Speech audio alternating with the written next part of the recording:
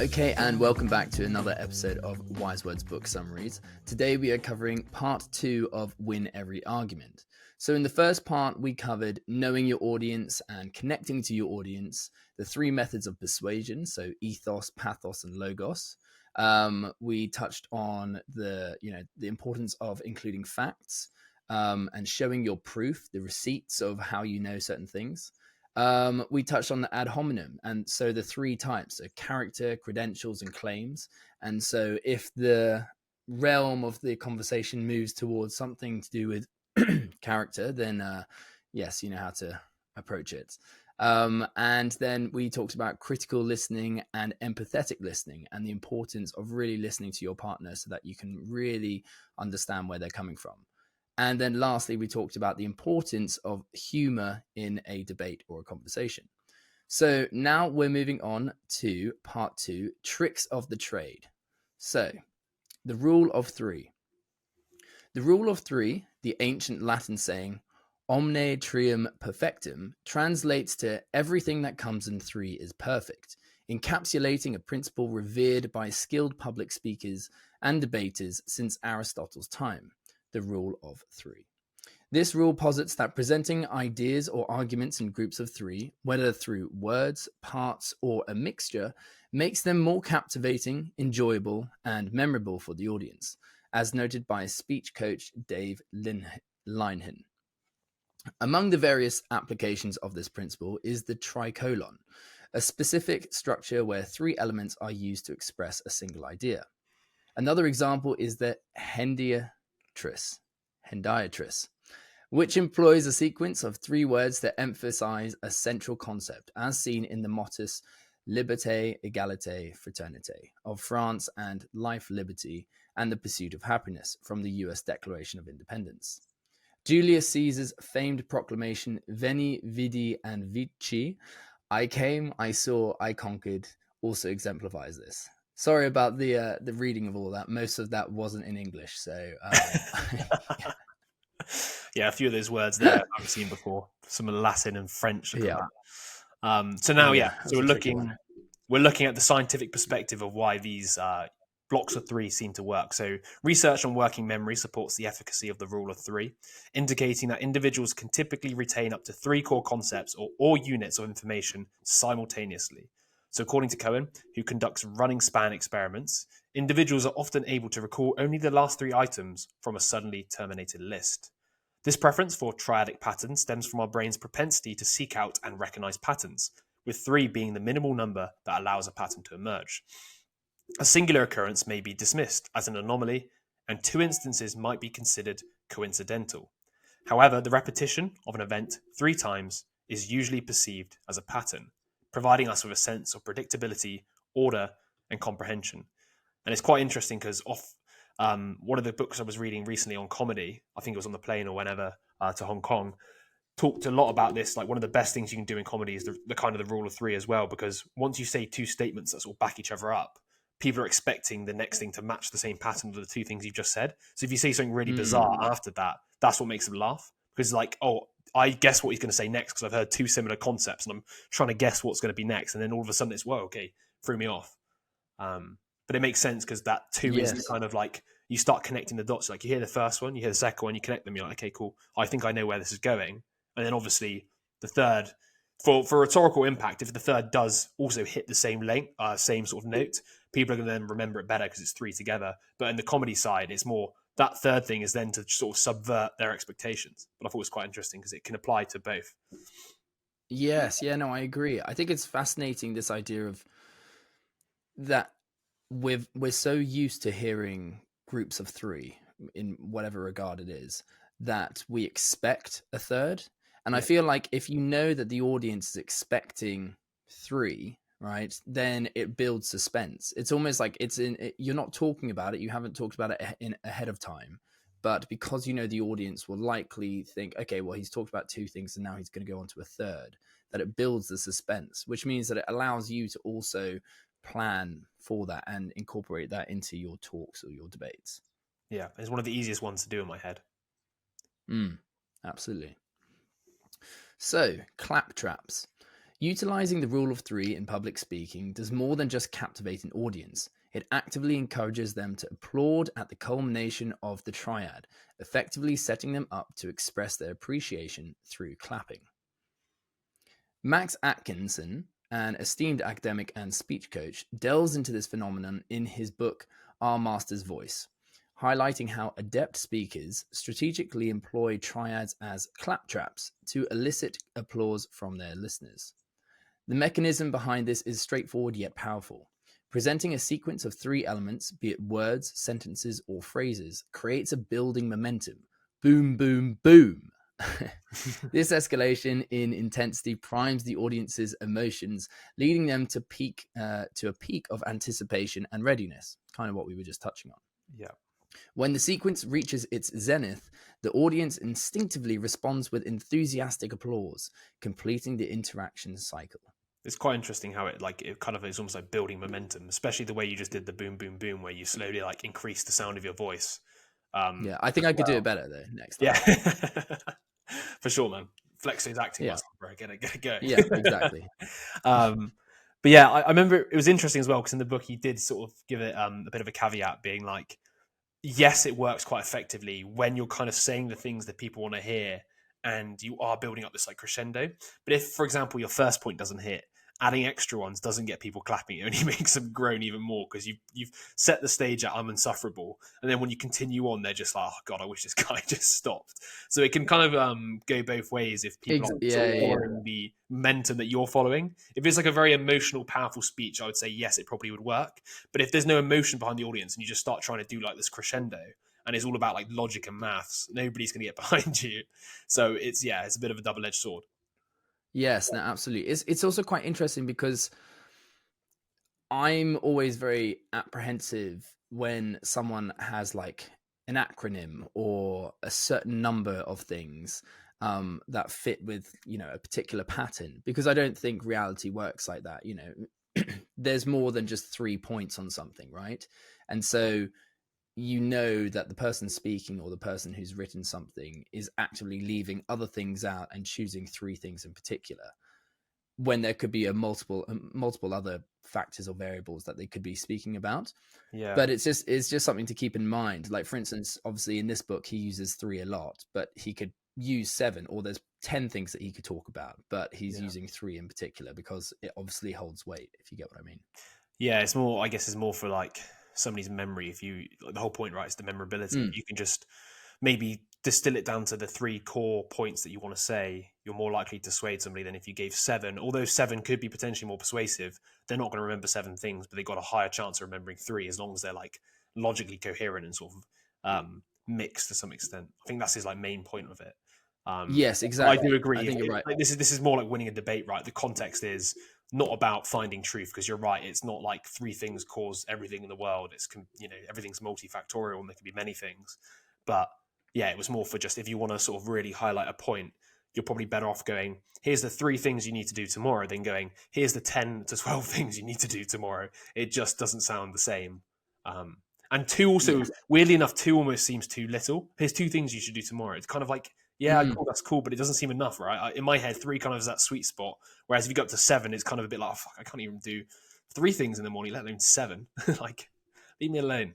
Yeah, it's fascinating because it's also been passed down in so many different stories. So I wonder whether there is like genuinely an inherent natural, like, I know obviously he talks about working memory and how much information we can hold, but actually that's 7 plus minus 2, so it's not actually 3. Well, according to what I learned at uni, but it's interesting because it has been passed down through so many stories, like the idea of 3, like 3 trials, or or the amount of porridge that Thingy tries, Goldilocks. It's just funny because I wonder whether it's slightly different in different cultures, or whether it is something that is just innate. So in my head, I think what it does, and this is complete like making it up as I'm going along, it's more like if it's 7 and you're trying to build momentum, that's almost too much. Do you kind of get what I mean? If you said like, what was it? Yeah. Like eternité, like liberté, égalité, fraternité, and you just start going like all these other words, people are just gonna be like, when's he gonna stop? Yeah, Whereas I feel like this is like baguettes. almost the perfect amount of like, yeah, exactly.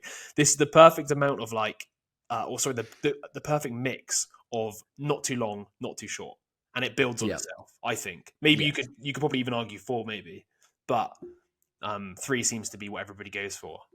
So Yeah. I mean, Yeah, this is not an you're ironclad right. rule, right? This isn't like you have to do 3. It's just a recommendation as a rule. Mm. If the goal is to like make something memorable and persuasive, then 3 is ideal. And then I think, you know, any more than that, you're looking at trying to be more comprehensive, a better holistic understanding of something, or overall. Like if you're writing a blog post or you're writing a book, you can obviously include more. I mean, technically, although he's done the rule of 3 for each chapter and each point, he's obviously made more than 3 points across the whole book, right? So it's more how you're delivering each one. So yeah. Right, moving on to the next part, which is the beginning, middle, and end. So the rule of 3 transcends its role as a mere rhetorical flourish. It serves as a foundational framework for structuring thoughts and arguments. Cohen, a cognitive psychologist, posits that a triadic format provides a stable structure encompassing the beginning, middle, and end. So given the research, including Cohen's, which suggests audiences are most likely to retain just 3 key points from any discourse, it's crucial to deliberate on the core messages you wish to impart. This clarity ensures the audience departs with the intended takeaways. Presenting arguments without a clear structure, wandering off topic, or presenting disjointed ideas is the least effective approach. So experts recommend organizing your discourse into 3 distinct sections. Number 1 is the introduction, where you set the stage for your argument, outlining the scope and the purpose. Number 2 is the body. Here you delve into your 3 principal arguments, each substantiated with evidence and analysis. And then 3, conclusion, recapitulate your 3 main points, reinforcing the message and ensuring it resonates with your audience. This structure will not only aid in audience comprehension, but it also in the speaker's ability to deliver a coherent and impactful message. And it kind of reminds me a little bit of the structures we were talking about on the Think Faster, Talk Smarter. Yes, that's the one, I think. Yeah. Always get that name wrong, don't we? But he was talking similar, like having this idea of the structure before you say stuff. And we kind of learned that at uni, didn't we? And, you know, at school, kind of trying to break down when you do an essay into the sort of intro or analysis, synthesis, conclusion. Like we kind of need that structure. Yeah, exactly. I think it's interesting when you apply it to like a university context, because I think they very much promote one kind of structure, because also it somewhat reflects how easy it is to mark. So if they've got a standardized metric and they, you know, try and tell you to use a particular type of structure, then it's just easy to follow. I guess actually a lot of scientific articles in general, they have a particular structure that everyone knows and therefore knows how to read it. For instance, you start with the abstract and then you have introduction and everything like that. So announce your 3 reasons. Mehdi Hasan advises informing your audience or interlocutors at the outset about your intention to utilize the rule of 3, announcing, "I've got 3 reasons why you should listen to me," not only captures the audience's attention, but also taps into the innate human propensity to recognize and appreciate patterns of 3. So he said that it's innate. This preemptive declaration acts like providing navigational cues to the audience, setting clear expectations and facilitating their engagement with the forthcoming discourse. So Andrew Dlugan, I don't know if I'm saying that right, I apologize, esteemed founder and editor of the 6-Minute website dedicated to enhancing public speaking and presentation skills, outlines several effective applications of the rule of 3 for structuring speeches or arguments. Among the strategies are the foundational structures of introduction, body, conclusion, 3 main points, 3 stories, pros, cons, and recommendations. And those 4 different kinds of structures that all incorporate this kind of type of 3. Mm-hmm. And Hasan's preferred method of presenting a political, economical, or moral argument on a subject which consistently resonates well with audiences. Dlugan, oh God, I'm definitely. No, I think that's correct. I would pronounce it exactly the same. So Dlugan. Yeah, but we're British and we're reading it as very phonetically rather than I think it's. Whatever. Yes, apologies. Emphasizes the importance of confining oneself to 3 key points to maintain the potency and clarity of the message. Straying below or beyond this number can dilute the impact of the communication, making it either underwhelming or overwhelming for the audience. I think that's relatively true. I think And that's a good point. That last, about the underwhelming and overwhelming, because it's kind of what we touched on a second ago, right? With it could be almost too long or too short. yeah, exactly. And I wanted to touch on here, which I quite enjoyed, his political, economic, and moral argument. Because basically what he's saying there is when he does a lot of speeches, or debates, he does a lot of debates on political subjects, or sort of stuff like. I'm pretty sure he's pro-life, so he's anti-abortion. But anyway, he likes to present his arguments in the political sphere, then the economical sphere, then the moral argument afterwards. So he kind of builds it up with different perspectives, and I quite like that as well. Because I guess from if you want to impart somebody with some sort of doubt, I guess taking multiple perspectives on the same thing, whether it's political, then economic, then moral, would allow people to sort of maybe side with some and not the other. So like, okay, I'm morally against this, but I can actually see or understand the political reasons. And you kind of get what I mean. With that, you can kind of separate individuals where they stand on each of these things, because they might morally disagree with something, but then they can see the political reasons for it or the economical reasons for it, which they never once considered before, because all they had was the moral in their head. If that makes sense. Yes. Yeah, no, it's great. It's a great point. It's very it's quite comprehensive, the approach. You're touching on multiple different areas, multiple different planes. And then if you're also incorporating what he was talking about before, the pathos, ethos, and logos, then you're covering a very wide amount of room. So I particularly enjoyed that one, because I thought it's good to, because a lot of stuff gets like stuck maybe in the moral sphere, where obviously it is important to debate and argue about the moral sphere, but then it's also important to consider other areas, other perspectives. It's a bit like with COVID, for example, we maybe didn't focus on the economic sphere as much, and we prioritized other things, and the argument came about other things were probably pushed outside of the argument, the debate, because they weren't seen as relevant, but the truth is they probably were more relevant in the long run, and caused other effects that weren't foreseen, because we didn't have this widespread, multi-perspective debate on it. Yeah, no, exactly. Yeah, I completely agree. Cool. So we've just talked about the rule of three, which obviously everybody's probably now very familiar with from this book. And we're now moving on to chapter 8, which is the judo moves. So engaging in debate is akin to participating in a rhetorical form of martial arts, with judo serving as a prime example. The term judo itself originates from a Japanese word that translates to flexible or yielding.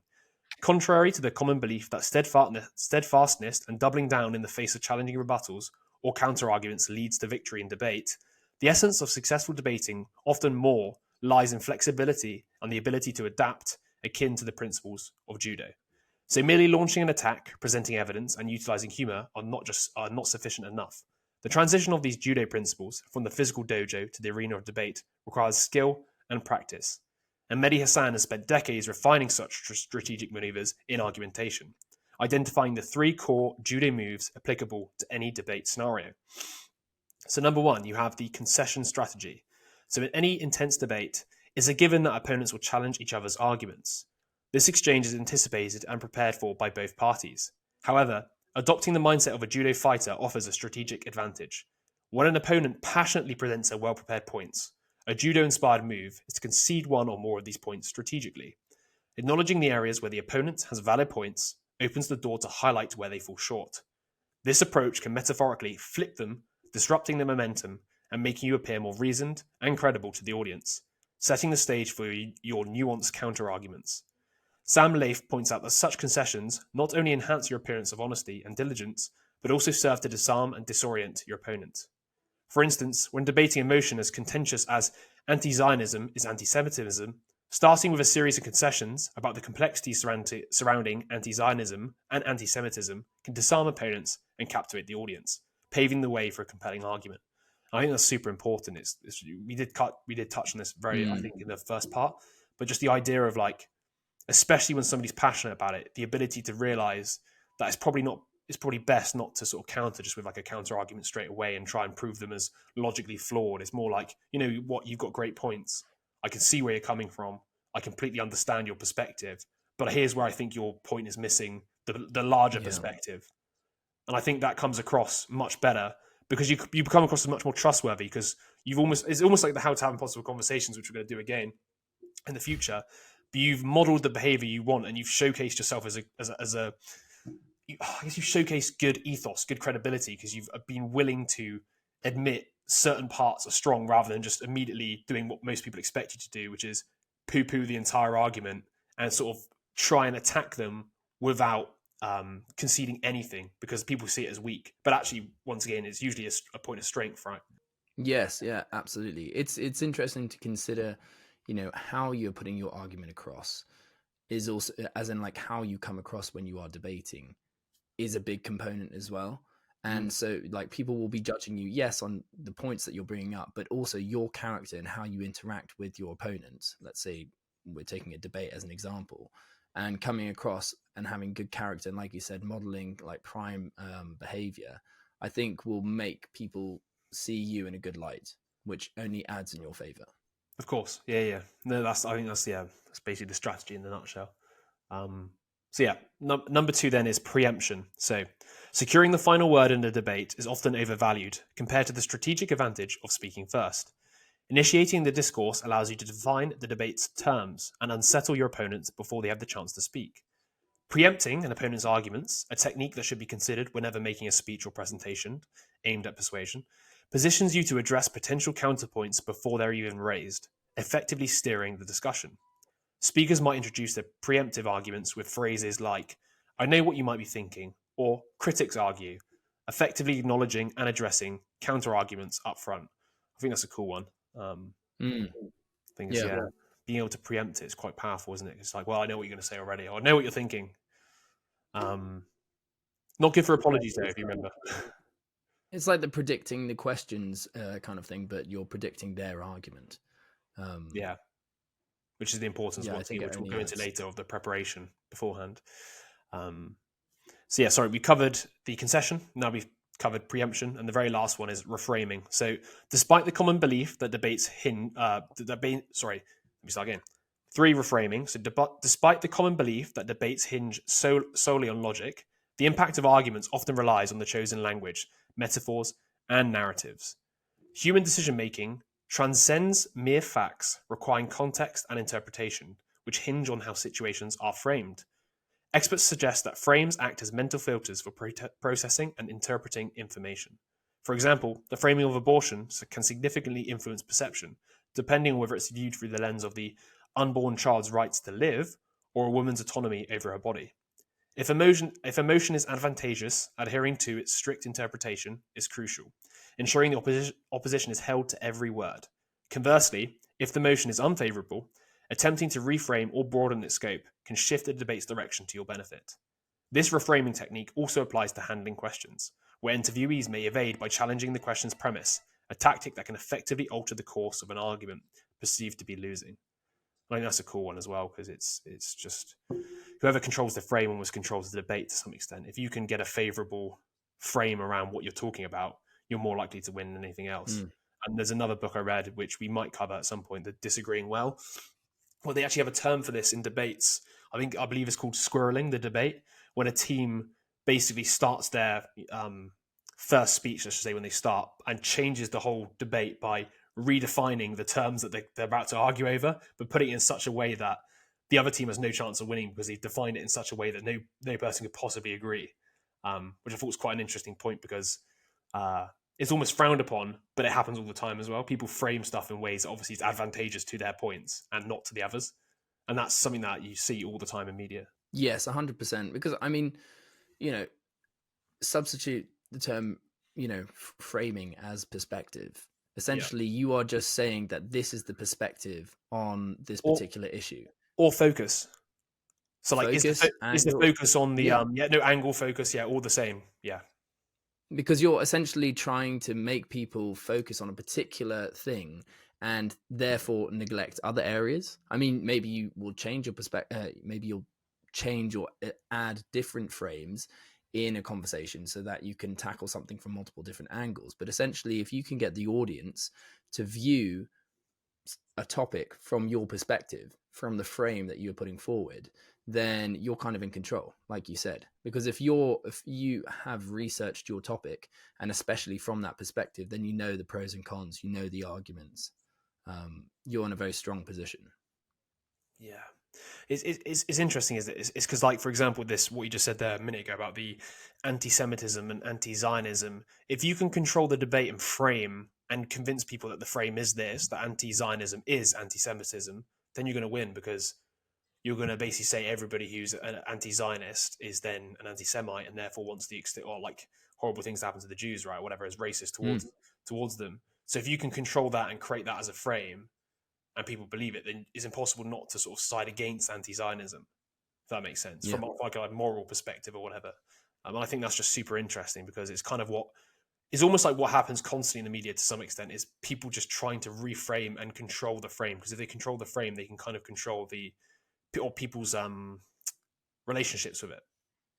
Because people on the fence, when they first hear the frame, because they didn't really have opinions on it, because they haven't heard or done too much research into it, they just hear the frame and they also automatically make up their mind based on the frame. But there's no alternative frame or perspective that's shone upon it, and therefore they have no alternative. Yeah. You're arguing against your component in their battlefield, their home turf, right? And so, and if you're not familiar with this perspective, then you need to try and change it. You need to reframe. Otherwise, your points aren't really applicable. You can't really bring them in. Yeah. So don't overdo it. Employ this technique judiciously, choosing the appropriate moments for its application. By reserving these strategies for critical junctures, their impact is maximized, rendering you formidable in a debate. It's essential to recall that the essence of judo does not lie in meeting aggression with greater aggression, but in adopting a more adaptable, accommodating, and nuanced approach. So yeah, that was all the high-tech judo moves in debate. And now we're moving on to the art of the zinger, which I also believe is a famous Burger King burger, or might have been KFC actually. I think it was KFC. So zingers are not the KFC burger. They are crafted to undercut an opponent or their argument, leaving them at a loss for words and visibly embarrassed. These are the moments that often become the most memorable, where one debater adeptly out-maneuvers another. So yeah, to excel in delivering zingers, adhere to these 3 essential practices. One is preparation. So the effectiveness of memorable zingers, like those from historical orators, stems from careful preparation. Gather inspiration from the sharp wit of past masters and compile a collection of notable quotes and retorts, organizing them in a way that makes them easy to recall and adapt. And funny enough, off the back of this book, I'll share it with you, Tris. I've created a quote database on Notion, and I've started trying to tag. Okay, cool. Based upon relevance to certain topics. So I think it's such a great idea, the ability to like know certain quotes related to certain subjects. I think it's just to be able to recall them off the cuff sort of thing. Is impressive. And also you can change what he recommends as well, which isn't on here, but he recommends potentially taking these ones from the past and changing them to the present, or adapting the language a little bit to almost improve them, which I thought was quite cool. So yeah, we've got 1, preparation. 2, conciseness. So the most impactful zingers are short and to the point. Aim for a 1-sentence put down that contrasts with longer arguments, captivating the audience and potentially unsettling your opponent with his brevity. And then 3, bit like humor, timing. The success of a zinger also depends on its delivery. While preparation is key, the ability to deliver a zinger at the right moment, as if spontaneously, requires a good sense of timing and adaptability during the debate. So mastering zingers involves integrating humor, spontaneity, and active listening, a synthesis of skills that allows you to seize upon your opponent's errors effectively. Observing and learning from seasoned debaters can sharpen these skills. When in the throes of debate, it is vital to remain agile, ready to either deploy a rehearsed zinger or adapt to the dynamics of the exchange, responding to your opponent's missteps with precision. And I do like that. I especially like, because it's almost like we have mistakenly attributed, or at least this is the belief I'm going to tell myself because I want to learn how to be more witty. We've mistakenly attributed wit with like genius and brilliance and off the cuff. And I'm sure there is a part of that is, but I also do believe a lot of it is trainable, and it comes from preparation and just being worldly wise and maybe learning some of these quotes or preparing certain things in a witty way. Like I'm pretty sure he did quote, maybe it was in this book or another book, that Winston Churchill literally did practice his zingers. He actually had them ready, and he was just waiting for the right moment to deploy it. And I think that's quite important to note. So, because obviously he's seen as like the king almost of wit. But there was a preparation, there was like a method behind it. And even comedians, man, people are like, oh, they're so naturally funny. And yes, they are, but they've taken years of practice to get that, and they prepare their material. Like they do a lot of work into that. Yes, absolutely. I was going to bring Churchill up as an example because he is great at it. And it makes so much sense there. Like, you know, if you're giving a speech and you have an audience, and your audience are going to leave and they're going to recall what happened in the speech, well, the most memorable moments are going to come up. And if you can provide some of those, then it's going to put you in such a good light, because they're like, oh yeah, I remember when he said this point, you know. Yeah. It's like what do they call it? It's like an earworm when like you hear a song and you can't get it out of your head. But the same thing for like a quote or like a point that you're giving in your speech. You want those things to be there, because then people are going to remember you. And once again, one of them, we talked a lot about it in some of the other books around the sort of practicing, and it can be as simple as literally just repeatedly saying it. It will just build it into your nervous system. Yeah. Your vocal cords get used to saying it, and you just repeat yourself saying it again and again and again. I guess then the trick is trying to figure out when it's a good time to say it and not oversay it. Like if you're bringing it up in every other conversation, your friends are going to get really pissed off. So you need to like hold these just for that exact moment, right?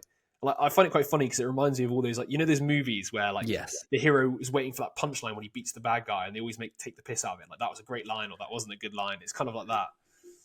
Yeah. It's like that hero moment. You got to be prepared for it, just to say it, and then it's so true. The timing is everything. Timing is everything. But then the next section we're going on to is setting booby traps. So yeah, we've just talked about the art of the zinger, and now moving on to setting booby traps. So knowing where the trap is, that's the first step in evading it. That was a quote by Duke Leto Atreides in Frank Herbert's Dune. Dune. I really want to see the second one. Sorry, a bit of a tangent, but I really want to go see it. Yeah, I've heard good things. Anyway, moving on to the booby traps. Merriam-Webster defines a booby trap as a snare designed for those who are unwary or unsuspecting, essentially a pitfall. The term booby in this scenario, unlike other scenarios, is derived not from avian references or human anatomy, but from the Spanish word bobo, which translates to stupid, daft, or naive. Setting a booby trap in the context of an argument or formal debate involves crafting a pitfall for your opponent. But what strategies allow you to entice your opponent into this trap? Moreover, what types of rhetorical traps are permissible within the bounds of a live debate or argument?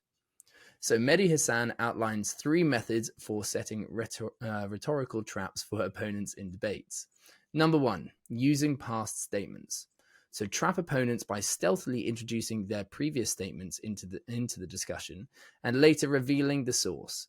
This demands thorough research to find contradictions in the past comments, culminating in a moment of realization for the opponent when their own words are cited against them. And number 2, highlighting contradictions. So don't let opponents smoothly bypass their own contradictions. By persistently asking for clarification, you push them into a corner, forcing them to tackle their inconsistencies head on, either explaining themselves or stumbling in the process. And lastly, number 3, strategic questioning. So craft a simple yet cunning question based on your research that your opponent would struggle or prefer not to answer. This approach is designed to expose their evasion or lack of knowledge on a particular subject, putting them in a difficult position during the debate. We've seen a lot of these almost all the time on the media, especially when it comes to political stuff. So, for example, I've seen so many times somebody like reference, "Oh, but you said this in the past," to somebody on a talk show, and another one, for example, that's actually super relevant right now. It'll probably be dated in a few years, but it's the whole the Tory donor at the moment is on the news. That he is basically, what did he say? He was basically being racist or something, and then they're trying to argue to the Tories, why have you taken his money if you don't endorse racism? And that's like, once again, is the highlighting contradictions there. It's like, you're saying that you don't endorse it, but you're willing still to take his money. And they try and corner them by asking them questions to be like, oh, so you're still going to take their money? And I just think that's a perfect example of it. It's trying to basically get them to admit the contradiction, but they won't. They'll always come up with some sort of answer out of it. Yeah, exactly. No, that's a very good point. Now moving on from the booby traps, we're going to go into chapter 11, which is Beware of the Gish Galloper. But I definitely, after reading the chapter, and I just think the term bullshitter is much more appropriate. And the Gish Gallop, most people aren't going to know who this is, especially my generation. I had no idea this person was. But anyway, so The amount of energy needed to refute bullshit is an order of magnitude larger than it is needed to produce it, was quote from Alberto Brandolini, who's a computer programmer. And I think that's just one of the problems with social media is you can just put loads of shit on it before people can refute the evidence, because it takes so long to verify claims than it does to just make them up.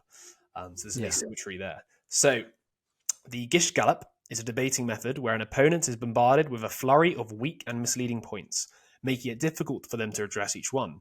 This tactic, often associated with figures like Donald Trump, overwhelms with volume over substance, leaving no time for proper rebuttal. The strategy relies on the challenge of debunking falsehoods, which requires more effort than making them, often leading to a scenario where many claims go uncontested. The core of the Gish Gallop, or the bullshit, lies in its deliberate use of baseless assertions and the exploitation of time constraints, aiming to win by overwhelming rather than by the merits of their arguments. The Gish Gallop lacks any form of credible evidence, verifiable facts, or scholarly arguments, a deficit that may not be immediately apparent to audiences in real-time discussions. The critical takeaway from this is that the nonsense integral to the Gish Gallop is intentional and it's not accidental. Proponents of this method persistently recycle their debunked claims across numerous debates, exploiting the practical impossibility of a detailed point-by-point refutation. The effectiveness hinges on the person's ability to exploit the constraints of time, space, and resources, preventing any comprehensive dissection of their extensive list of falsehoods on the spot. And it's quite interesting because he was actually the guy who introduced me to the book, The Death of Truth, the one that I think you borrowed. And it is just interesting to see. So I always used to think the CNN, you know how the Trump does like speeches or whatever, and then the CNN team sort of go out and create like a list of all the things he completely made up on the spot and all the things that he said that were wrong. I used to think that was like relatively just sort of extra strong partisan politics, and that it was like probably partially true because Trump does over exaggerate a lot of things, but not massively true. Then I realized actually maybe it is 100% true, and the guy just loves the bullshit because he knows that most people believe the bullshit. Because if you say enough shit, some of it's going to be probably true or roughly true. It's a bit like the Andrew Tate's thing where everybody sort of, oh, but some of the stuff he says is all right, but it just doesn't justify the rest of it, right? And he kind of gets away with it because he says stuff with such confidence. And I just thought it's super interesting that is actually a strategy in debate. And even in the other book, the Art of Disagreeing Well, or whatever it's called, even went into this as well. It's like it's so hard to. He called it in that book. Sorry, bully, like it's a type of bullying, and it was like it's so hard to beat somebody who just makes up facts. And I think we talked about this the other day. If you say something just with enough confidence, and you reference a study that might even exist, but it might be like a fake study or whatever. If I haven't seen that study, how can I go verify it? And nobody has the time to go verify it, so you can kind of get away with a lot of bullshit, and that is the problem. Yeah, no, it's very true. I mean, like, I guess you press them for more specific details, because if it is a lie and they are making it up, then I guess if you're like being like, oh, so who authored that? And if they're like, oh, or like, when was that released? Because if you've got something on the same kind of topic that you know and you actually have research, then maybe that will hold a bit more weight. But it is difficult to kind of, call out people's bullshit if you don't know that it's bullshit, But I guess there's also another thing, like if you can, because if you're shown to be a bullshitter, then people's trust in you falls. So if you're able to do that, if you do pick up on your debate partner or your debate opponents bullshitting, and you're able to call them out on it, then I guess that would play very well in your favor, because it would make the audience distrust him a little bit, so they don't know whether the rest of what he says is actually legit or not. I would love to see a scientific study whether people lie more when they first meet somebody versus when they know them later, because obviously it would make sense that would be the case, because if you meet somebody on one occasion, you're more likely to lie to them because they're not going to be rude enough to be like, oh, hey, I've got to call you out on your bullshit. Whereas if you become friends with somebody over time, you can't lie. But most it's also the skin in the game. Yeah, true. Yeah, of course. Not many people would like to stay around with liars, I guess, consistently, compulsive liars, that is. Well, because, exactly. Like, it doesn't matter if, this does, and I don't condone any of it, but realistically, if you lie and you're never going to see that person again, it won't impact your reputation. That's what they say about people who claim lots of fraud, right? The whole charlatans in general, or in the past, used to just go from town to town selling the snake oil, right? You don't go to the same place and hit the same person twice because they wise up to it.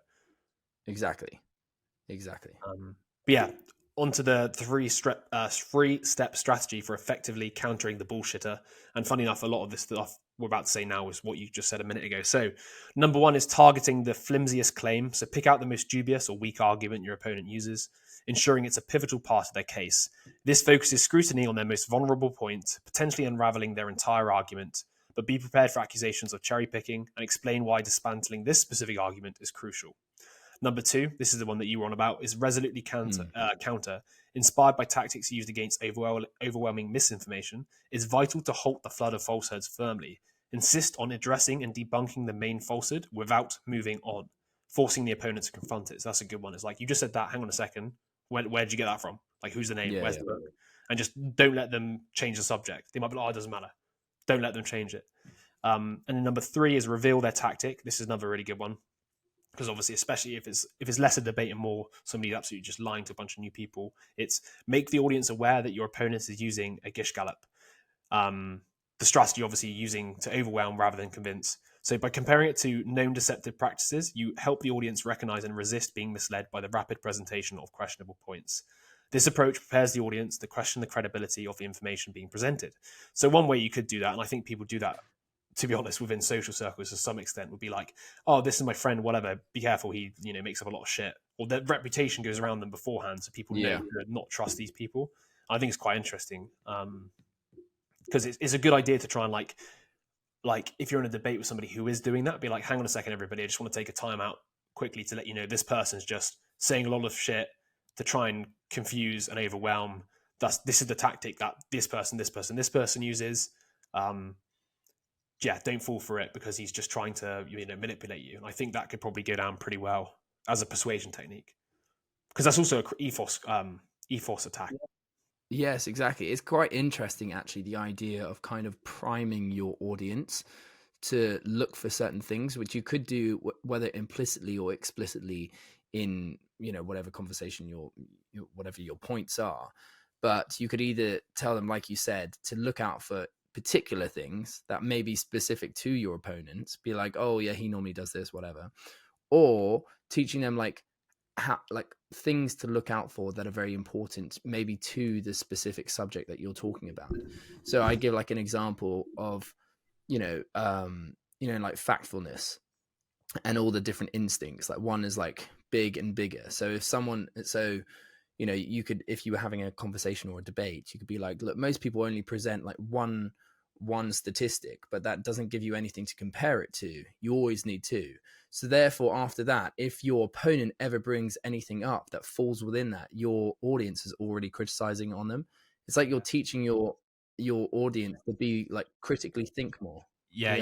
You're teaching them the criteria of how to judge what the person's then going to say. And it's really interesting because off the back of what you just said there, I remember reading, it was a really good idea from a book called Advertising Online, I believe. And it was specifically this use for online marketing.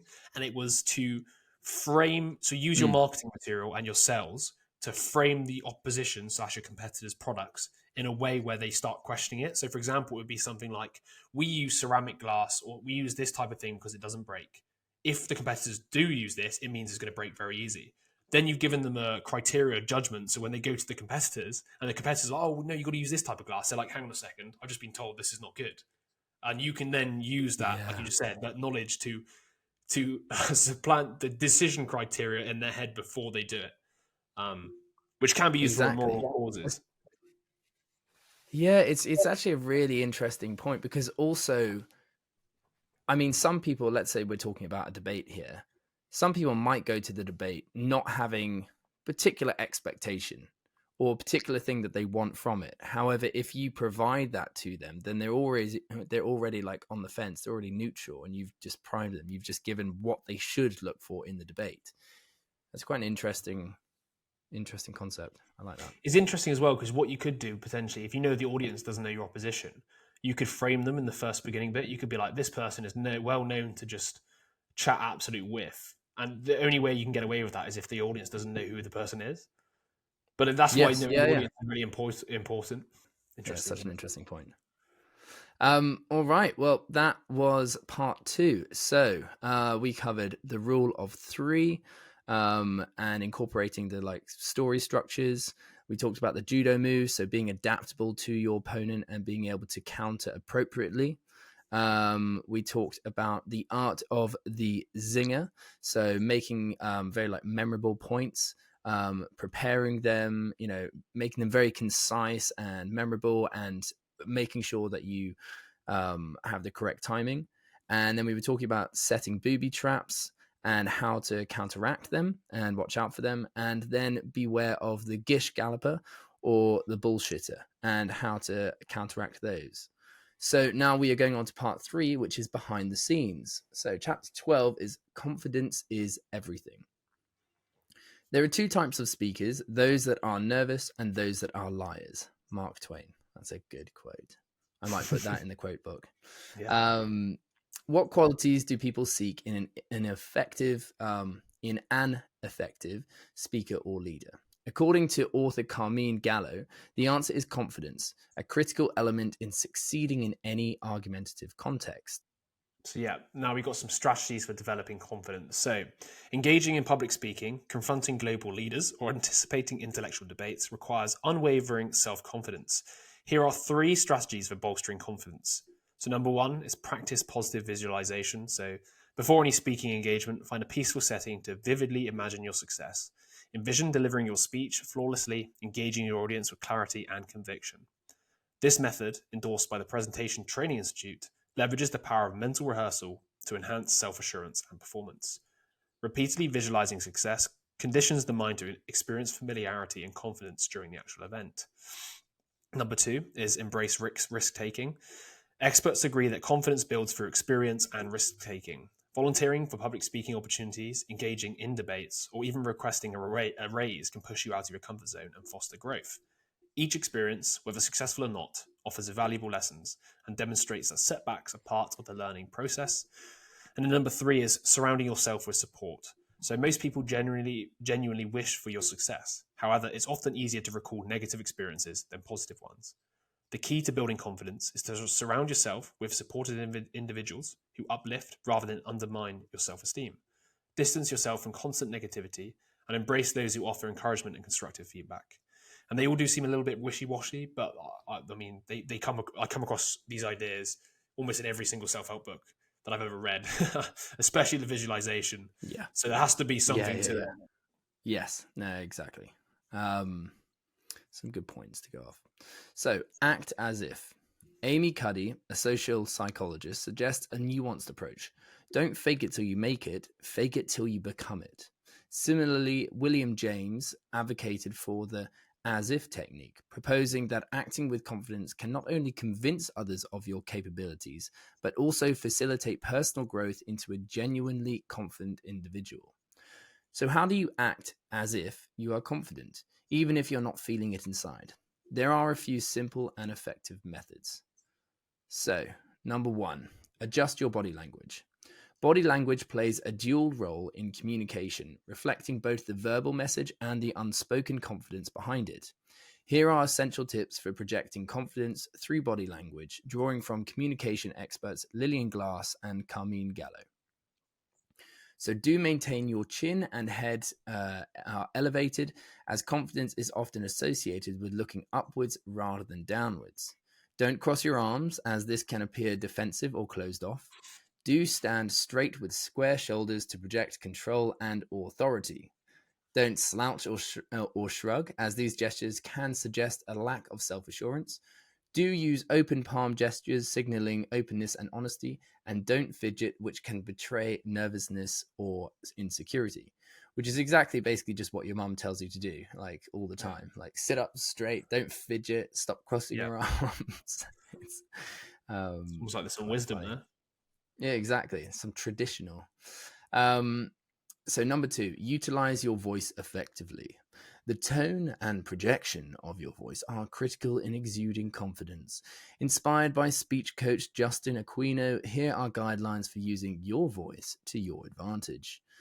Do breathe from the diaphragm for stronger and more vibrant speech. Don't mumble or speak too softly, as this can seem hesitant. Do maintain good posture while speaking to enhance voice resonance. Don't rush your words, allowing your audience to fully absorb your message. Do smile when appropriate, as a smile can be audibly perceived and adds warmth to your voice. And don't shy away from strategic pauses, which can emphasize your points. Aquino also advises speaking as if aiming past your audience to ensure your voice carries further. And that's a very good point. It's also something that they teach you in like voiceover classes, to like almost speak past the mic. It will pick you up regardless. It's just you don't want to just send it all to, the first row. You want to send it all the way to the back. There was a rough rule of thumb he gave. I think it's something along the lines of like behind their ear. Like it was something along the lines of like trying to speak, like, you said past somebody. It was something along the lines of imagining there was somebody standing behind them and trying to speak to that person, almost weirdly. Yeah, it's a good point. I mean, it's nice to visualize that because I think it adds to it. And number 3, maintain eye contact. Eye contact is a powerful tool in establishing trust, sincerity, and confidence. As Tony Montana from Scarface famously said, "It's the eyes, Chico. They never lie." Consistent eye contact signals dominance and control over a situation, reflecting self-assurance and authority. Feeling nervous about public speaking is a common experience shared by many around the world. The challenge lies in taking steps to overcome these nerves and enhancing your confidence. How determined are you to tackle this challenge and improve your public speaking? And I think they're all pretty good, pretty good points. They just allow you to convince yourself. They're all pretty actionable. Like, do this, don't do that. And once again, there's probably too many to do all at the same time. If somebody can self-diagnose and realize what they do the most, it's probably best to, like, if you're always shrugging, then it's like, okay, cool, that's one thing I can work on, and then work on the next thing afterwards, rather than try and tackle it exactly. And I'm pretty sure we've all heard of the study that shows that if you walk around and you smile, you convince yourself that you're happy, that you're in a good mood. So I reckon the same kind of applies to this. If you portray that you're confident, then I reckon you can convince yourself psychologically that you are also as well, to some extent. For sure. It's a physiological reaction in some sense, or like it's physiological if you can try and like biohack your way into it by smiling, like you said, and trying to maintain eye contact. I feel like you almost instantly feel more powerful, especially when you put your shoulders back as well. Yes, exactly. And I think last point on that is people will treat you as if you have confidence, which creates this kind of self-fulfilling cycle. If someone genuinely thinks that you're confident and they're like, they're attentive to what you're saying and they're not interrupting or anything like that, then I think that you will see that in them, that they think that of you. And so it will kind of build it naturally. No, for sure. Yeah, you almost send signals out in the world and people sort of return them, reflect them to some extent. So important. Cool. So moving on from the confidence, we've now got a chapter on keeping calm and carrying on, similar to the anxiety management plan we covered in the last book. So stay cool, calm, and collected. So losing your temper almost always means losing an argument. Staying calm and composed is crucial for persuading others and winning a debate, despite the value of passion and emotion. So the control over your emotions is therefore essential. Here are 3 simple strategies to maintain calmness in heated situations. So number 1, as is probably covered in most of these books, breathing. The advice to take a deep breath is more than just a saying. It's scientifically supported. Deep breathing signals your brain to relax, which in turn calms your body. This can quickly ease nerves, slower fast heartbeats, and improve mental clarity, benefiting both the mind and body. Then number 2, which is quite, it's a weird one, but I like it, is laughing. Laughter not only wins audiences, but also helps you stay calm. As Peggy Noonan, a renowned speechwriter, observed, humor acts as life's shock absorber, easing the impact of stress. Finding humor in tense moments can transform stress into something manageable, helping you relax. And then lastly, we've got self-talk. So many of us rely on an inner voice during stressful times. To make this self-talk a source of calm rather than anxiety, try a simple technique. Speak to yourself in the third person, using your name. This approach can help maintain composure, providing a more objective perspective on the situation. Personally, I quite like, heard breathing many times before, still struggle with it, but obviously we know it's important. But I feel like the laughing is quite a cool one. So if you really screw up, you can just start laughing, just be like, well, fuck, well, I'm just an idiot, aren't I? People are it's going to be so disarming. It's always self-depreciating as well. It's it might even calm people, because obviously if you're anxious, they probably feel anxious, but the ability to laugh at yourself means they probably just like look at you as well, start laughing as well.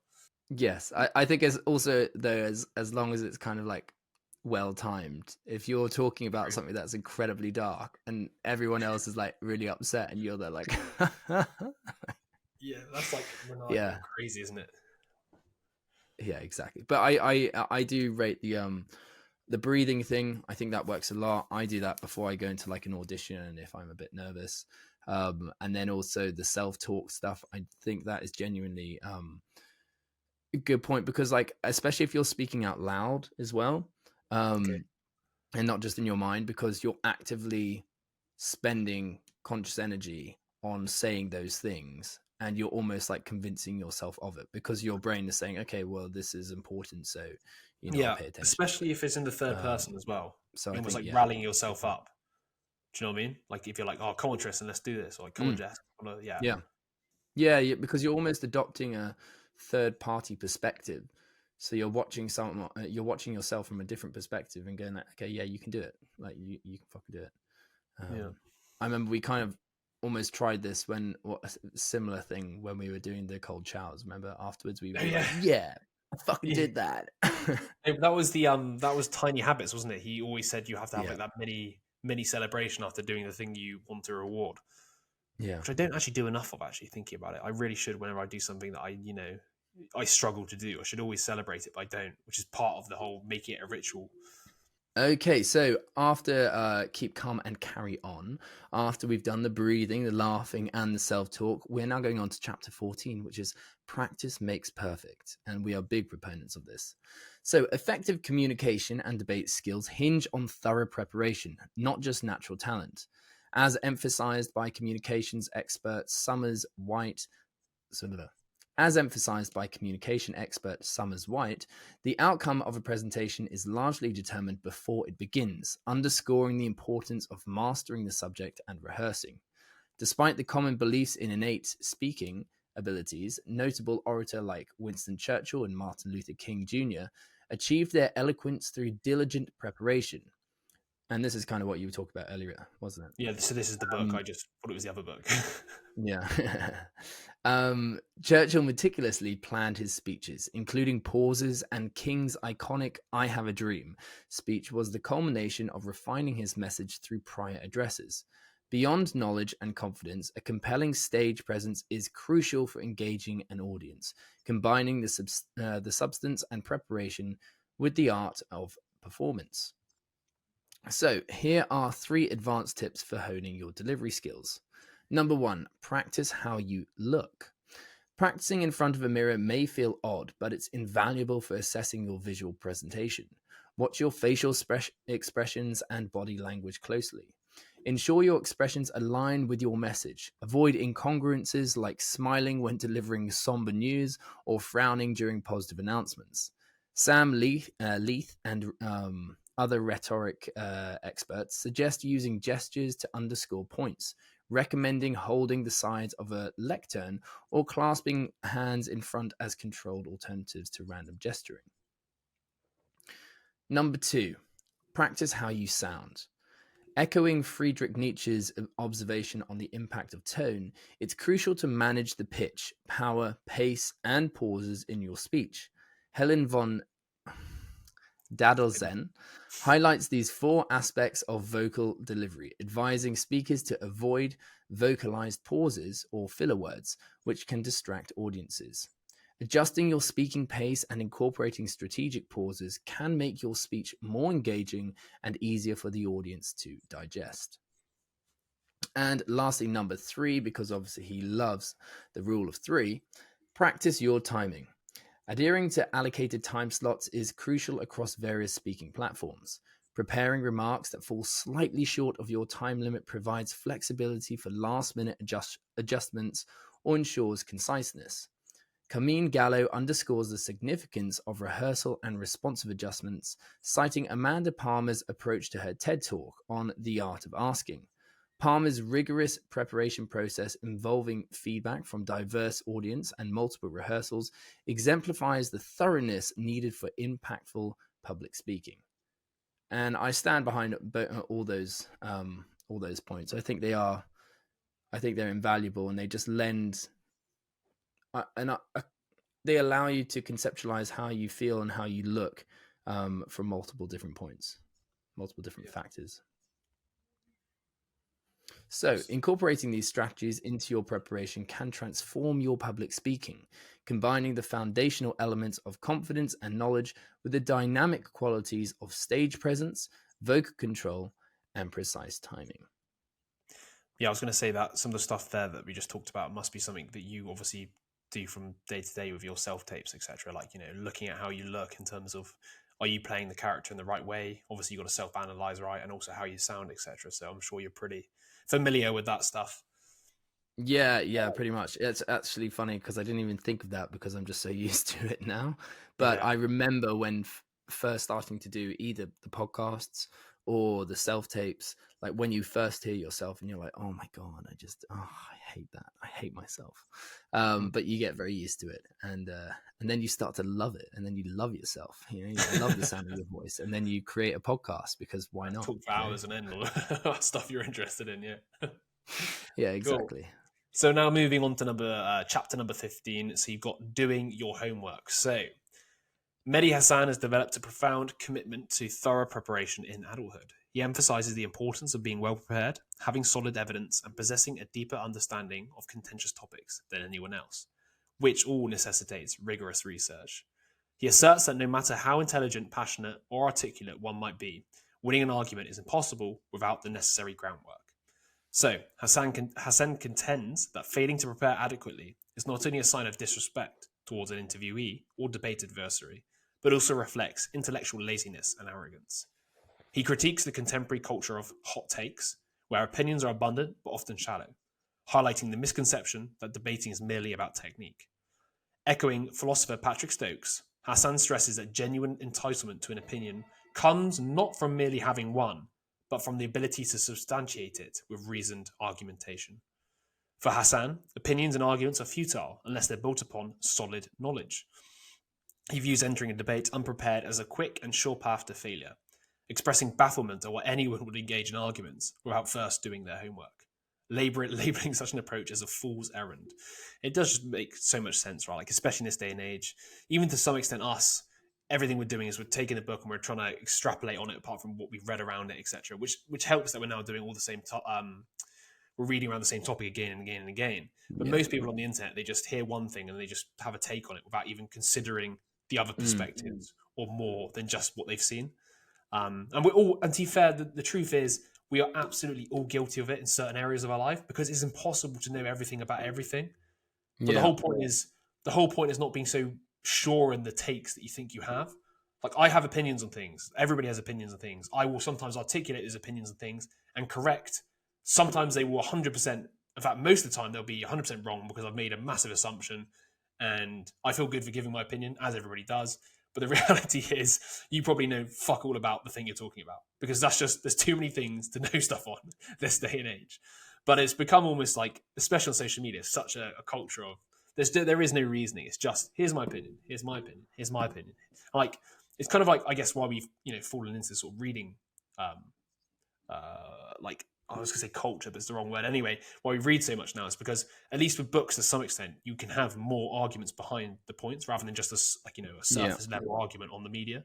I mean, that's what this podcast is. The reason why we have a 3-hour long chat is to try and get into the meat and potatoes of it, rather than surface level. This is why do this one thing without explaining the context of why you should do it in the first place. Yes, no, absolutely. I think it also teaches you what you don't know.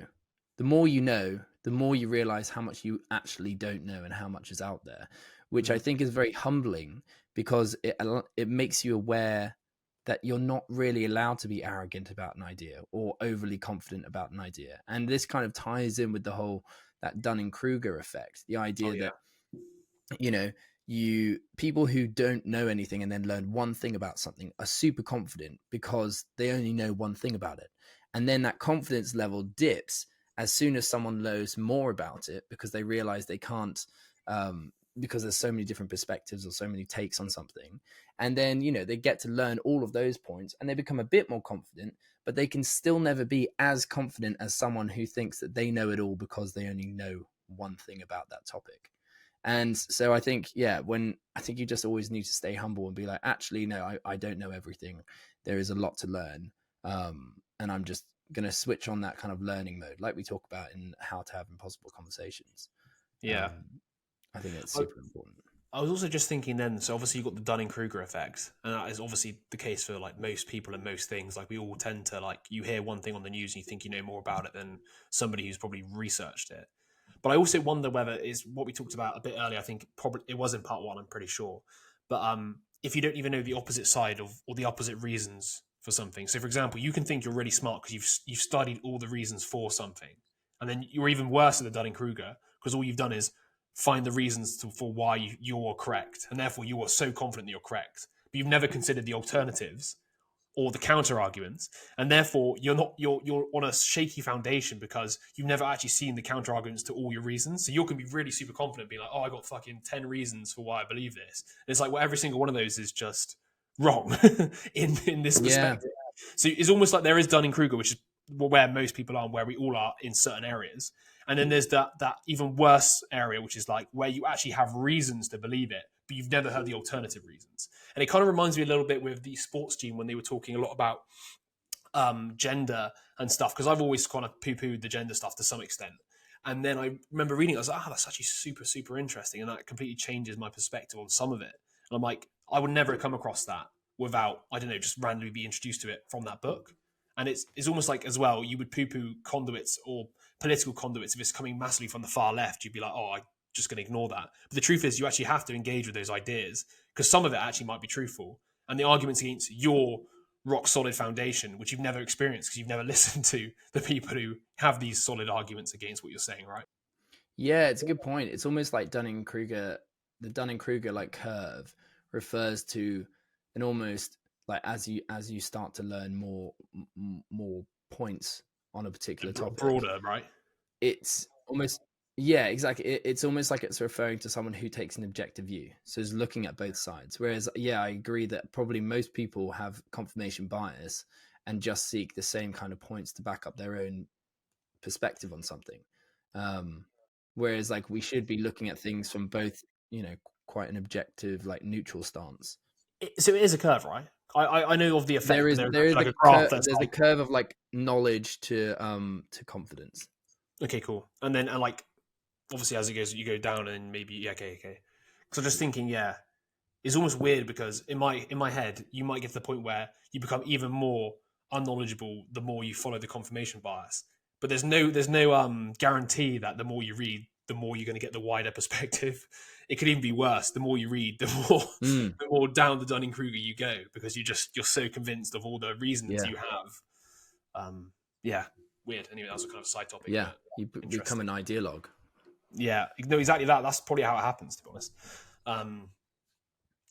Now we're back onto the topic of finding the evidence. So Mehdi Hasan shares 3 effective strategies for conducting a successful solo brainstorming session. So it's time to emphasize quantity over quality. So echoing Nobel Prize winning chemist Linus Pauling's insight, Hasan highlights the importance of generating a multitude of ideas to eventually arrive at the best ones.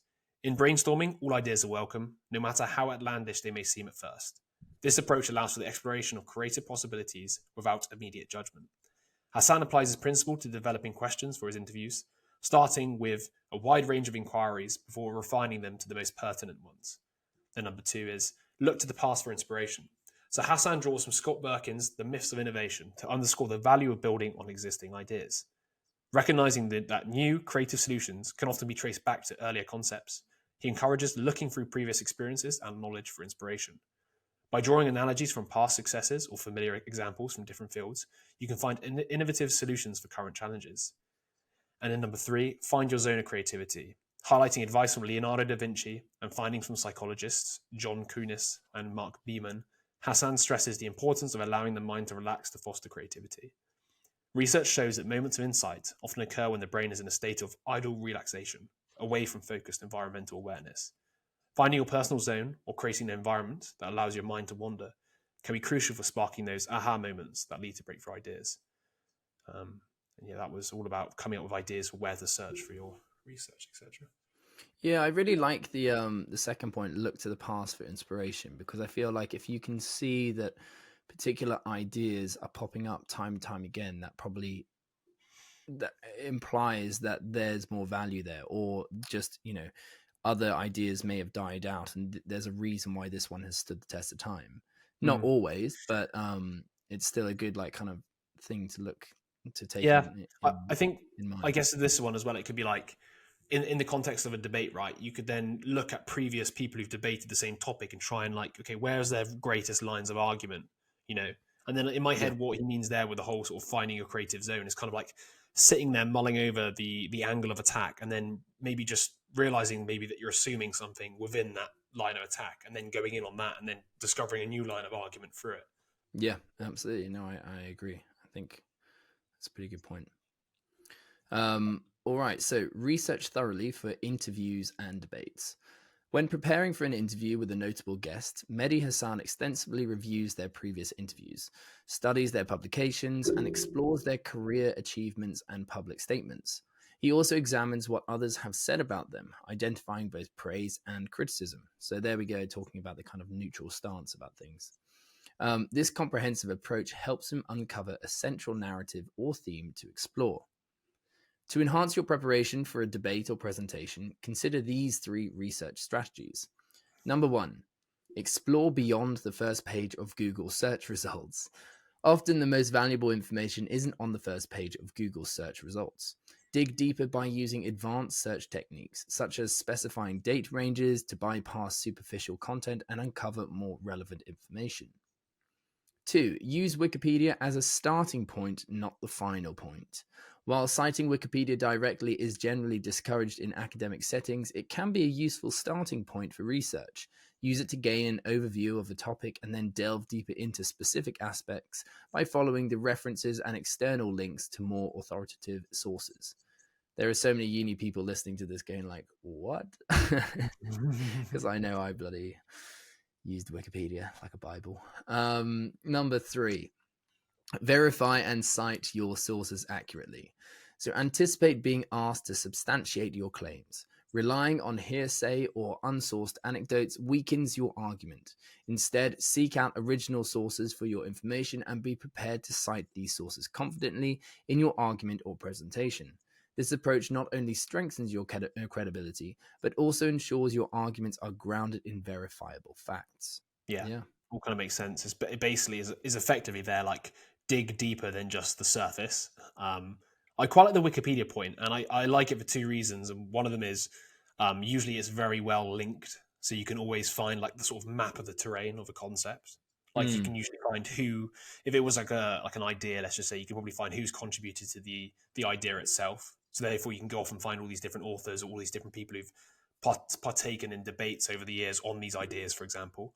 And then number 2, actually, I actually, so people give it a hard rap, but I personally think Wikipedia can often be more truthful than what Google provides. Because think about it, the Google incentive is based upon corporations and giving people, what's it called? Well, a lot of their metrics are on reducing bounce rate. So it's all about keeping people on the web page. Therefore, they're quite often very like clickbaity, etc., to hold people on, right? And they're almost like, what's the word?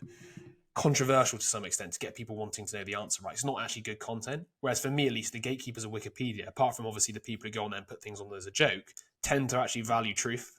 So, if anything, Wikipedia is like a decent resource because the gatekeepers, in my head, value the truth of things over what Google does, who prefers obviously ad spend and money, and capturing your data. So, like, that's just my little rant on that because I think it gets a hard rap when it doesn't deserve it. Yeah, it's a very good point. I mean, like the people who write on Wikipedia aren't getting rewarded for anything in particular. It's not like they're writing an article and they're getting it published. It's not like they're getting paid. So the only reward for them would be the fact that they're writing on Wikipedia. Yeah. And that obviously, it goes without saying, don't trust everything that's on Wikipedia. But I think a really good thing that comes from reading a topic on Wikipedia is the fact that if you're not too familiar with the topic, then it introduces you to the language, to the concepts, which then act as a springboard for you to then go and find other people that are talking about that thing in particular. And it has links. It usually links to these like extra yeah. topics. Yeah. So like, oh, you're studying rhetoric, it would have a link to ethos, pathos, logos, and you'll be able to go and see it all right straight away.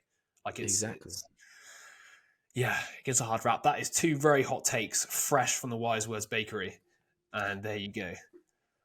So, expanding your debate preparation beyond the basics. So, thorough preparation for a debate or presentation doesn't stop at brainstorming and researching. It includes a crucial yet often overlooked 3rd and 4th step. So, number 1 of this, or the 3rd step, is finding a practice partner. So after thorough research and evidence collection, role-playing as a rehearsal technique proves invaluable. This method might seem unconventional at first, but it ensures readiness to engage effectively with any argument or counter-argument presented by an opponent. While not everyone has access to a professional team for mock sessions, enlisting the aid of a friend, colleague, or family member for a practice debate can be equally effective. This step, which might involve simulating a conversation or arguments, helps in refining delivery and responses. Practicing in this manner is an essential part of public speaking preparation, making you more adept at articulating your points and handling on-the-spot challenges. That's a good point. You could easily ask somebody to, have a debate with you. Like, let's just talk about this. You're for, I'm against. I'm sure most people quite enjoy the challenge.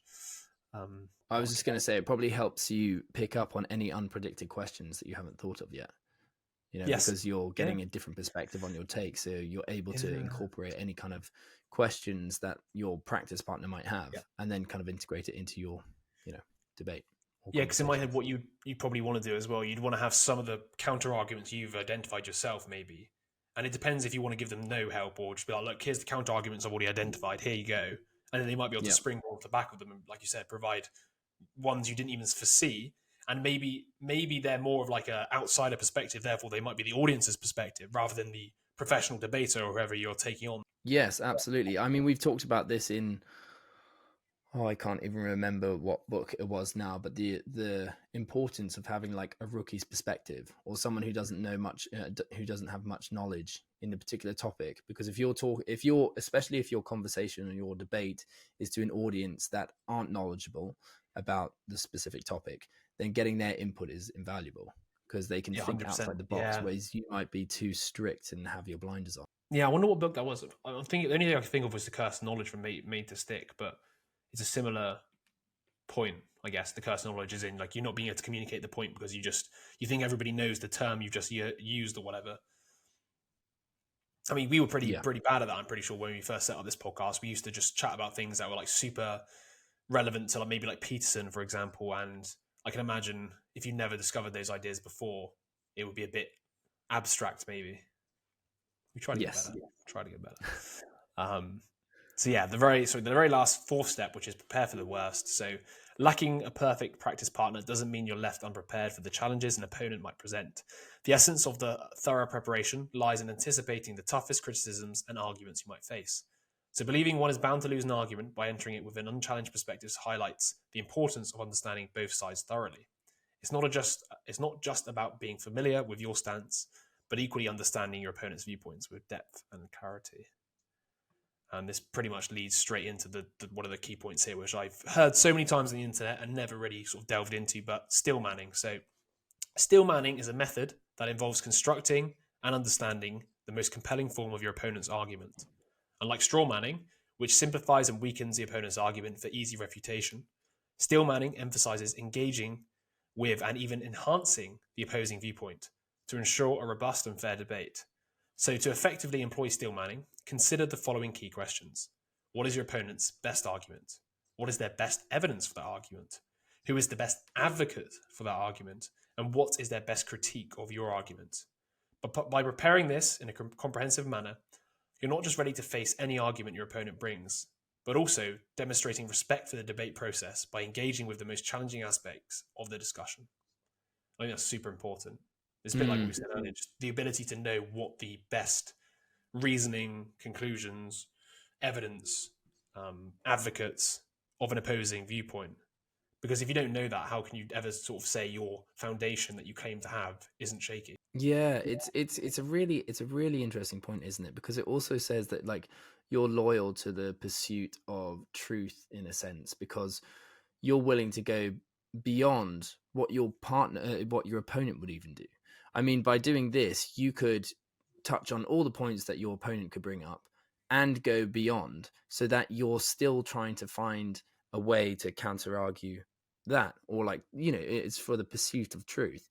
And I think that would also make you look like such a good debater if you were to bring up a point that they haven't even said yet, because you've got a counter argument to it. So you're almost debating yourself to an extent. But yeah, I think it's a really good point. Like, yeah, if I was you, I'd have said this, this, and this, because these are also great points. But throw them in the Yeah. bin because I've got this point. Okay, so that was part 3, behind the scenes. So we talked about how confidence is everything, and how we need to utilize your voice effectively and maintain eye contact. We also talked about keeping calm and carrying on, so making sure to either breathe or laughing in to recompose yourself, or talking to yourself in a positive manner. Then we also talked about practice makes perfect, and I mean, we espouse that all the time. And then we talked about do your homework, do your research, make sure that you are pursuing the proper, going down the right channels, and actually trying to just pursue the truth, because that's what you're here for. And then now we're going on to part 4. So in conclusion, so chapter 16, the grand finale. A compelling speech isn't complete without a powerful conclusion. After meticulous research, strategic structuring of your argument, and incorporating a mix of logic, emotion, humor, and strategic maneuvers, it all culminates in a grand finale that resonates with your audience. Achieving a remarkable finale is a challenge that requires thoughtful consideration.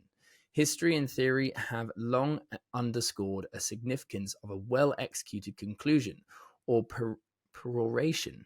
Wow, I've never heard of that word before. Aristotle outlined an ideal peroration with 4 essential components. Number 1, it seeks to draw the audience in, getting the hearer favorable to oneself and ill-disposed towards the adversary. 2, it drives home the stakes of the argument by what he calls amplification and extenuation. 3, it makes one final appeal to pathos, placing the hearer under the influence of the passions. And 4, it summarizes the key points of your argument, thereby awakening the hearer's recollection. The trick to the peroration is to strike a balance between 1, restating your main argument so that it sticks, and 2, grabbing your listeners' emotions and attention so that they leave on a high. I think that's a very good point. I mean, all 4 of those are really getting to the crux of how you want the hearer to remember you, and to remember what you said. Yeah, because you could also use that 4 parts there as kind of like a checklist almost. Like, does it draw the audience in? Check. Does it drive home the argument? Check. Is it going to make an actual emotional appeal? Check. I think it's quite useful to have it as a checklist or something similar. Speech coach Andrew Lugan provides a straightforward framework for structuring a speech effectively. Begin by outlining what you plan to convey in your introduction. Deliver the substance of your message in the body of the speech, and conclude by summarizing what you have covered in your conclusion. This approach emphasizes repetition as a key strategy, especially when addressing a skeptical audience. Repetition reinforces your message, ensuring it resonates more profoundly with your listeners. I mean, you're kind of taught that in uni when you're writing up a conclusion for an article. When contemplating the conclusion of your speech, consider the purpose and desired outcome of your presentation. Whether your goal is to inspire, persuade, or both, the nature of your speech will guide how you conclude. Regardless of the specific objective, aim for a powerful and memorable ending that leaves a lasting impression on your audience. So yeah, there we got now the 3 effective strategies for crafting a compelling conclusion to your speech or argument, along with some practical advice on executing them. So first, we've got end with a quote. While it's true that some quotes can feel cliched, a well-chosen citation from a respected figure can powerfully underscore your message. It introduces a second voice to reinforce your points, enhancing your credibility and leaving a lasting impression. Number 2, end with an anecdote. Stories resonate deeply, so engaging your audience's emotions and emphasizing the human aspect of your message. Concluding with a relevant anecdote ensures your final words linger in the listener's mind, making your message more memorable. And number 3 is ending with a call to action. So if your speech aims to motivate action, clearly articulate what you hope your audience will do next. A direct and inspiring call to action can mobilize your audience, especially when combined with a compelling quote or story. Try not to end a podcast on a quote by Stalin. That's definitely something. Yeah. I don't know. Maybe that will end up being our highest watched one. You never know. Nice and glorious ending. All right. And so the last point here, do's and don'ts for your conclusion. Do write your conclusion with the delivery in mind, emphasizing key phrases as necessary to highlight their importance. Don't introduce new arguments or points in your conclusion. Focus on summarizing and reinforcing your existing message. Do signal the end of your speech to re-engage listeners who may have become distracted. That makes sense. Distracted or bored or fallen asleep. But no, it makes sense to also build suspense. Essentially, because they know that the ending is coming. People do say stuff like now to summarize or in summary, in conclusion. They do try and that's in my head the mini signal you need, right? To finish exactly. off. Don't abruptly end your speech. Ensure smooth transition to your closing remarks. Do aim for a memorable closing phrase that encapsulates your message succinctly and strikingly. And lastly, don't overextend your conclusion. Keep it concise to avoid losing your audience's attention. So by carefully selecting how you conclude your speech and following these do's and don'ts, you'll leave a lasting impact on your audience, ensuring your message is both heard and remembered. So there you go. Nice, useful tips on how to write a conclusion or how to present a conclusion in a debate or public speech. So that was win every argument. I'm not sure if you will win every argument off the back of this advice. I'm definitely sure you'll win more. I think it's a pretty broad claim. Nobody can take me on anymore. I've read every argument. I am the master of arguing. And as we discussed earlier, some of for example, the critical listening, if you probably employed that too much, you might find yourself on the streets or looking for a new partner because it's not very conducive to relationships, but it's good in the context of debates, which is what this book was about. So if you're looking to be a better public speaker / debater and argue with people on TV or whatever, this is a great book and we definitely recommend picking it up. Lots of little mini tidbits from it, lots of 3 points. That man better have 3 kids because he loves 3 that much. It's going to be such a disappointment if he doesn't. I think you should hold him to it. Yeah, message him. Yeah. Win every argument. That will be up on the website. So if you want to go and check out the book summary, head on over to wisewords.blog. What is the next episode that we're doing? What's the next book that we're summarizing? How to Have Impossible Conversations. I think we're redoing it, aren't we? Yeah, either that or Better Small Talk by Patrick King. So one of those two. Still along the communication trend at the moment, but we might have some other ideas. Got Speak Like Churchill and Stand Like Lincoln. That's coming up. Yep, Stand Like Lincoln. That's quite a I don't know, interesting concept. And you have a walking impediment as well. I can say that now that I've only have one leg. Yeah, but there you go. Lovely. That's a wrap. We'll see everybody in the next one. That's a wrap.